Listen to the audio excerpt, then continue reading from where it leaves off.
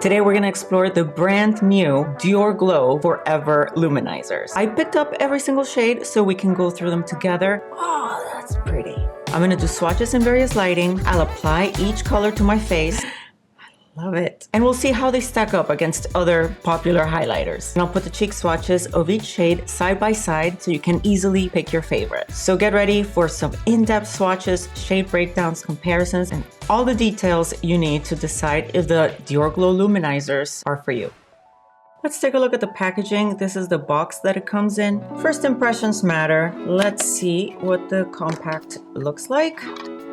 There's this detailed stitching, leatherette type material that is puffy and squishy. Here in the back, we have the shade name, made in Italy, 12-month shelf life. Let's get into the swatches. First thing to note is that we have 3 different finishes. The Crystal Glows, the Strobe finish, which is a dual chrome shimmer, and then we have the Sequin finish, which is glitter. It's glittery. Let's start swatching. First up, we have Nude Halo. This is a light champagne shade. This is the most subtle, skin-like of them all, on my skin tone at least. The shimmer is incredibly refined. It's almost imperceptible. Pigmentation-wise, it's on the lighter side. As we'll see in the demo, they're all buildable, but I think this shade truly shines as more of a soft, natural skin enhancer. Number 2 is Gold Halo. I expected it to look a lot more golden, more yellow than nude. Here in the pan, you can hardly tell the difference at all. Let's see how it looks on the skin. That does not look more golden to me. You see that? It does not look more golden at all. Number 3 is Pink Halo. Here, you might be wanting to see a lot more pink. Something for, let's say, fair skin tones. On my finger, I don't see much pink.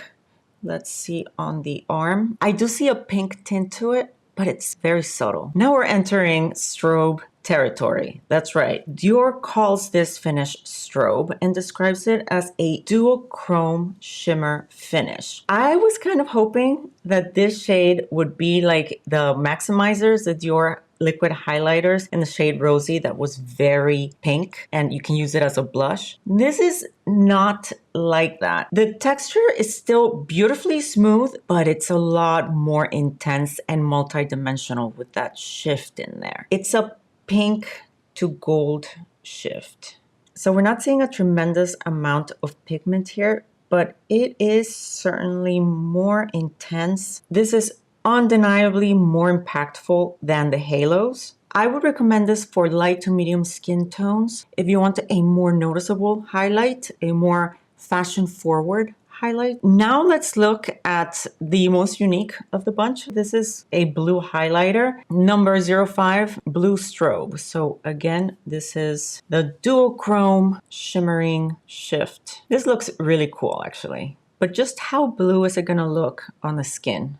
On the face, I don't know, but let's see what it swatches like. See, here goes the blue. Wow.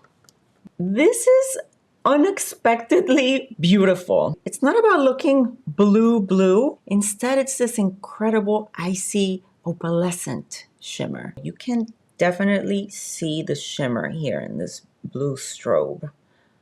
The texture is again flawlessly smooth and the shimmer is refined, but you can see the particles. This one will definitely make a statement. It's a very unique, cool toned iridescence. I went to the kitchen just now to get a snack. I looked at the swatches. This blue one, it is not wearable, like to the office or for everyday wear, okay? This is a party highlighter. If you're going for a modern editorial type of look, this is a conversation starter highlight. Now we're moving to the sequin finishes, aka glitter. And before I even swipe my finger on the pan, I am going to close the others because I don't want any glitter particles getting on them. This is 06 Opal Sequin, beautifully sparkly. I don't see any color shifts here like we did in the previous, the strobe ones. This just looks like a white, sparkly highlight. I use this finger to swatch it. Check out the sparkle. Wow. Wow. And finally, we have 07 Copper Sequin. This one is a rich, warm copper in the pan. Looks like it's gonna give us a bronzed highlight. This is the warmest of them all. And it has copper glittery particles throughout. Oof, this one on medium to deep skin tones would look beautiful.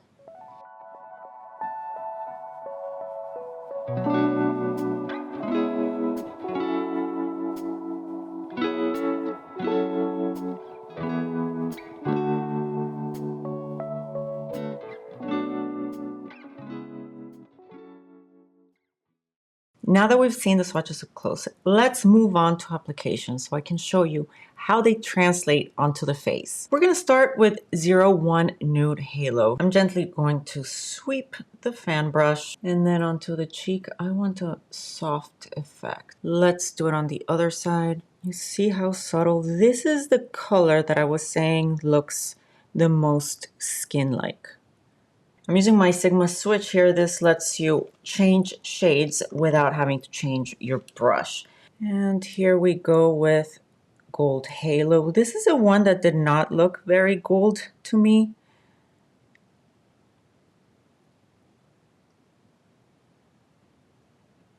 And the previous one was Nude Halo. Honestly, once it's on the skin, I am not seeing much of a difference between those two.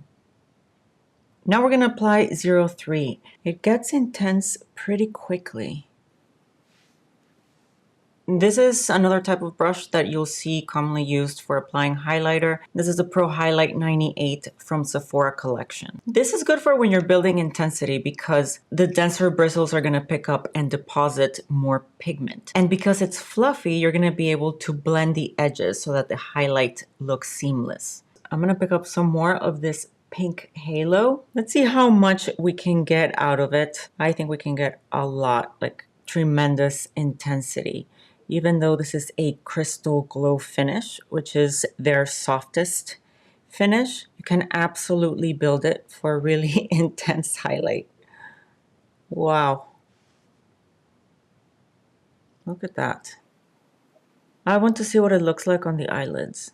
Okay, this is not really where it shines, no pun intended. It looks very ordinary on the eyes, to be honest with you. Now, Pink Strobe. I am going to use this brush because I want to be able to buff and blend it in really well. I'm going to use a very light hand. I like that I'm seeing more of a rosiness because it reflects what we're seeing here in the pan, a more intense pink. And with that comes that gold. The gold shift. I'll put it up here on the temple. It's still incredibly smooth. I am going to apply it more to the general area of my cheek. I personally wouldn't do that because it'll show my texture and pores, but maybe you do want to see what it looks like on a larger surface area. So this is really a highlighter, not a blush. I'm gonna put it on the other side now. Notice that it's not a shimmery finish. Okay, now that I've been building it, I mean, this is like the fourth or fifth layer. I'm seeing a beautiful rosy tone, but look at that. Wow. Ah, I think I found the perfect combination of light settings, finally. See what I mean when I say that it's a smooth highlight? It's not sparkly or shimmery. How do we think that this will look on the eyes? Okay, there, it really does something more than this guy right there. It's not wowing me on the eyes, but on the cheeks. Here we go, Blue Strobe.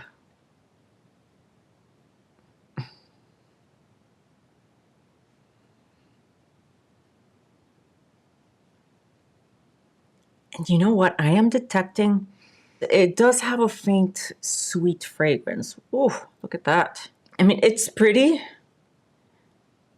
You know what I'm going to say. If this is what you're going for, you're going out. It has this really pretty blue iridescence, but like I said, yeah, this is not wearable for soft, natural, everyday makeup. Okay, this is crazy. Here in the car, it doesn't look like it's too much, and I'm not seeing the glitter specks in it. Why? I don't know what lighting to believe now. This is truly a conundrum because up till now, there's no way that I would have gotten that blue highlight if it wasn't to do this review. But now that I'm seeing it in the car, wow, look, it is so pretty. Huh. Let's try some more lighting. I don't know what to do. I'm so confused.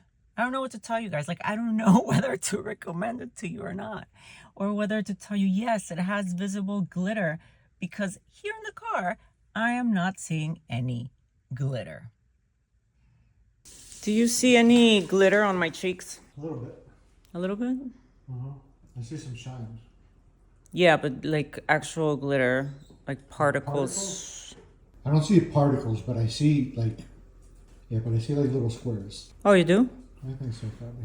It doesn't look like glitter, but I see reflection, like something is sparkling. Mm-hmm. I see sparkling, but it doesn't look like you have glitter. Like chunky, like, yeah, it doesn't look like I have chunky glitter.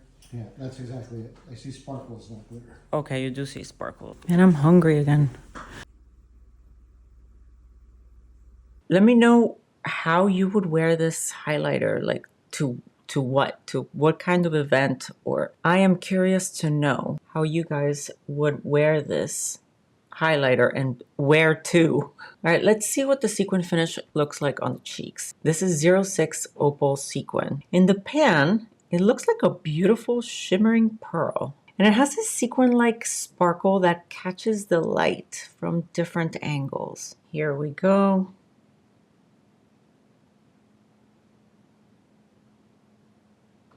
Are you ready? I'm super ready.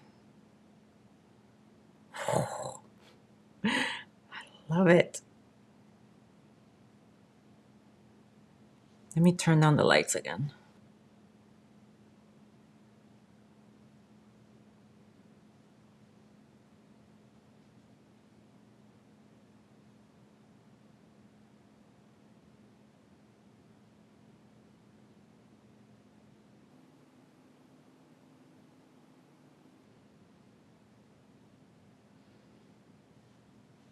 Wow. This is not remotely as intense as I remember it the first time I applied it. What is happening? Oh, that's pretty. I'm just gonna go into it. I'm gonna go for it. I'm not scared of you anymore. Oh man, this is nice.